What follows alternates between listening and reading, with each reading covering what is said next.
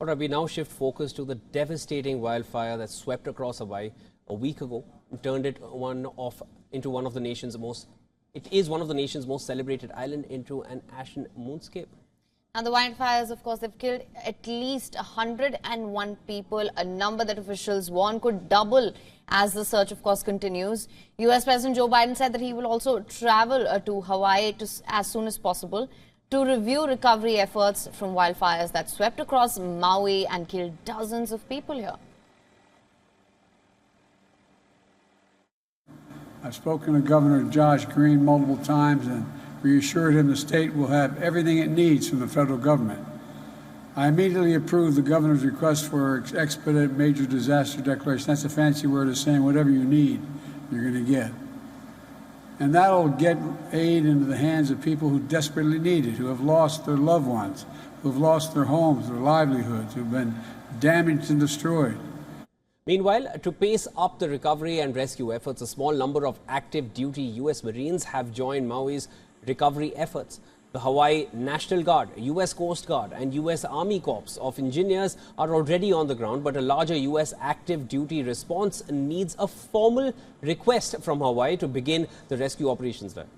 The survivors of the devastating wildfires shared their harrowing stories after they returned to the burnt remains of what used to be their home in the historic town of Lahaina. Local residents said that their families lost everything. Some even talked about how it's going to take years to rebuild and get back to their normal lives.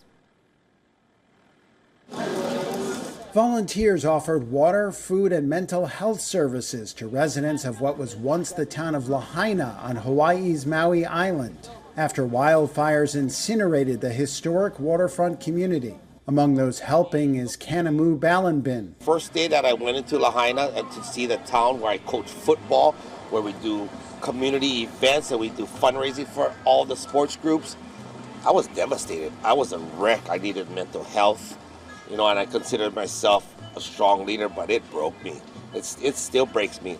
This is what keeps me going, helping people. A lot of us are at that stage. Maui County briefly relaxed rules allowing Lahaina residents back to their homes, but suspended that on Monday after officials said curious sightseers abused the system, clogging streets used by rescue workers. Locals like Paeli Kiakona said the changing rules have left residents in a bind that the community is trying to address. Locals were having such a hard time even getting in. There were roadblocks set up outside of Lahaina, preventing people from coming in and out of Lahaina, or coming into Lahaina perhaps. So there were much needed goods that we were basically deprived of, so people had to break the rules for us to get to this point right now.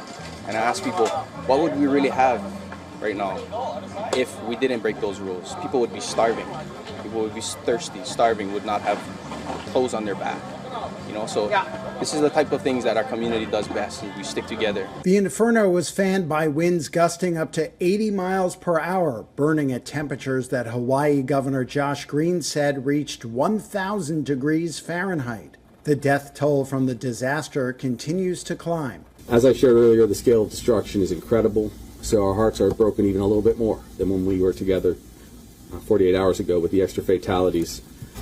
Also, that we're well over 2,200 structures that have been destroyed. 86% of them are residential. Search teams with cadaver dogs have combed through 25% of the Lahaina disaster zone, and police say they are moving as fast as they can to complete their sweep.